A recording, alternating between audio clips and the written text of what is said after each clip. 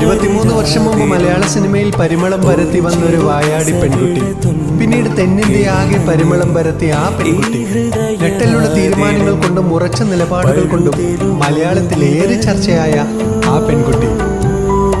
പ്രവാസി ഭാര്യമാർ ഭർത്താവിന്റെ ക്രൂരത കാരണം ആത്മഹത്യ ചെയ്ത വാർത്ത വന്നപ്പോൾ അങ്ങനൊരു ദുരവസ്ഥയിലേക്ക് ഇനിയും ഇത്തരം സ്ത്രീകൾ വഴുതി പോവാതിരിക്കാൻ അവൾ എന്ന ക്യാമ്പയിനുമായി ഗൾഫ് ഫ്രീ ചാനൽ മുന്നോട്ട് വന്നപ്പോൾ അവളുടെ മുഖമായി ദുബായിലേക്ക് വിമാനം കയറി വന്ന് സ്ത്രീകൾക്ക് മോട്ടിവേഷൻ നൽകിയ ആ പെൺകുട്ടി മറ്റുള്ള ഓരോ പെൺകുട്ടികൾക്കും പോരാടാനും തളർന്നു പോവാതിരിക്കാനും ഊർജമായ മലയാളത്തിന്റെ ഭാവനയ്ക്ക് ഗൾഫ് ഫ്രീ 2025 അവൾ അവാർഡ് നൽകി ആദരിച്ചിരിക്കുന്നു.